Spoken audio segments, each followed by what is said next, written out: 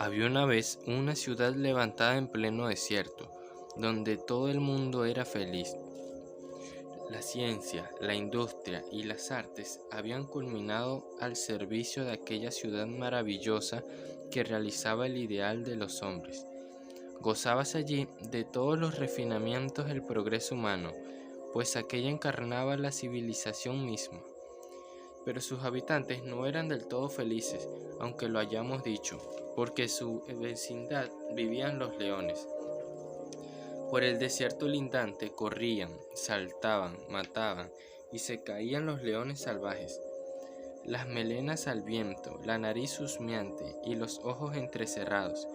Los leones pasaban a la vista de los hombres con su largo paso desdeñoso, detenidos al sesgo con la cabeza vuelta. Tendían inmóviles el hocico a las puertas de la ciudad y luego trotaban de costado, rugiendo. El desierto les pertenecía en balde y desde tiempo inmemorial los habitantes de la ciudad habían tratado de reducir a los leones. Entre la capital de la civilización y las demás ciudades que pugnaban por alcanzar esta, se interponía el desierto y su bárbara libertad. Idéntico ardor animaba a ambos enemigos en la lucha, la misma pasión que ponía a los hombres en crear aquella gozosa vida sin esfuerzos, alimentaba en los leones su salvaje violencia. No había fuerza ni trampa ni engaño que no hubieran ensayado los hombres para sojuzgados. Los leones resistían y continuaba cruzando el horizonte a saltos. Tales eran los seres que desde tiempo inmemorial obstaculizaban el avance de la civilización. Pero un día los habitantes decidieron concluir con aquel estado de cosas y la ciudad entera se reunió a deliberar. Pasaron los días en vano, hasta que por fin un hombre habló así: No hemos hecho nada, lo que debíamos.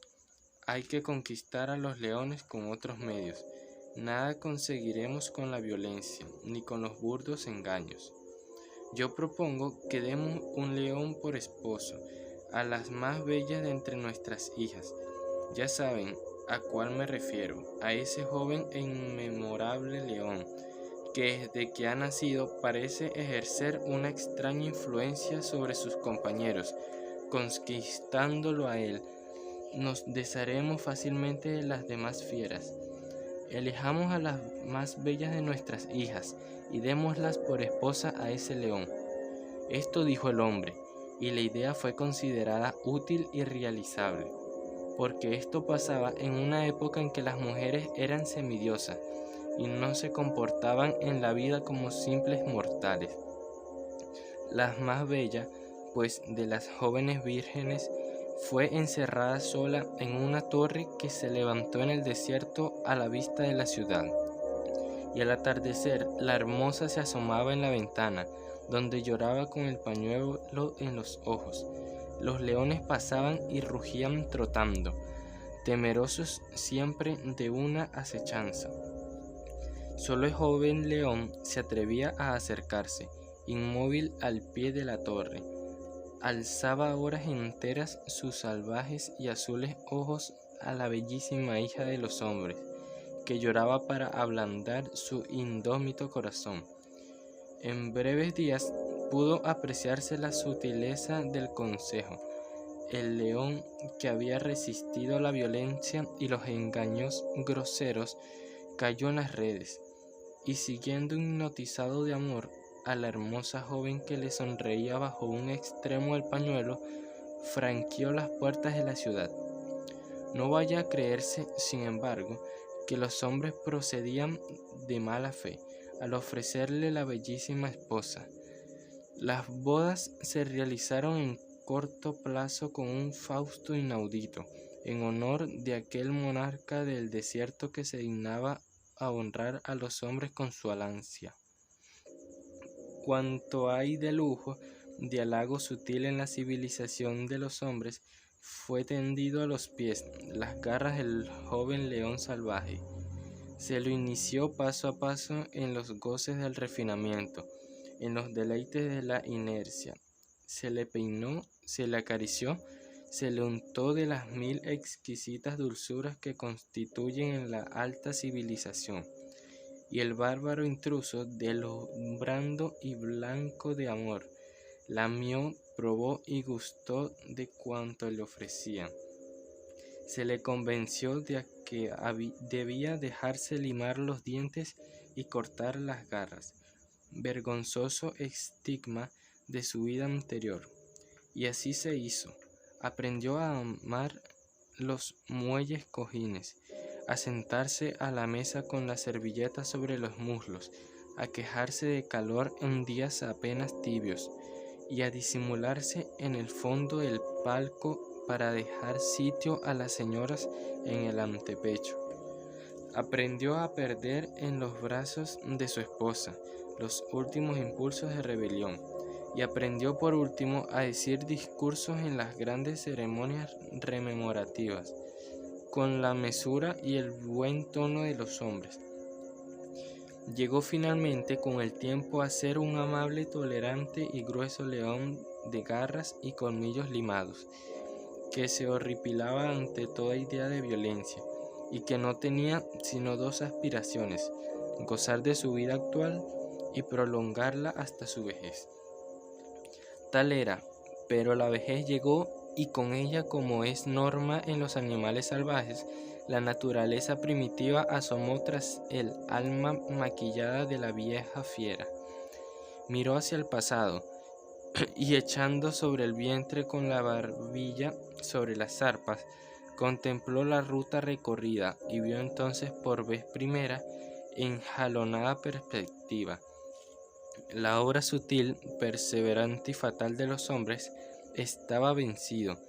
Se sentía completamente sin fuerzas, no ya para romper el hechizo, sino para desearlo, siquiera. No concebía ya más la vida sin el baño tibio, el vientre repleto y la amistad de las gentes del mundo. Allá en el desierto, hacía mucho tiempo que sus hermanos no rugían más, y a él se le había acariciado, comprobado, cebado, aniquilado. Pasaba así el tiempo, cuando tuvo la honda sorpresa de saber que iba a ser padre. Oyó por días enteros el clamor de la ciudad, que vitoreaba de antemano la descendencia de la joven princesa, pues nos hemos olvidado de decir que la joven era una princesa.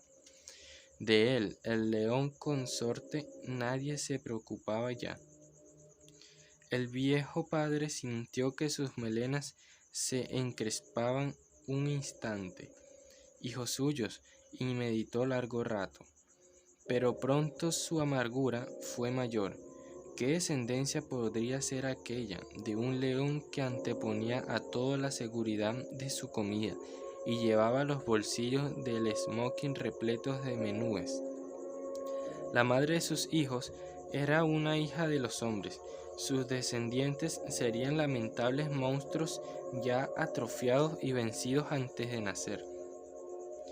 Apreció así una vez la obra de los hombres, que al ofrecerle una sorpresa de su casta quebraban para siempre, en la herencia misma, la salvaje libertad de los leones.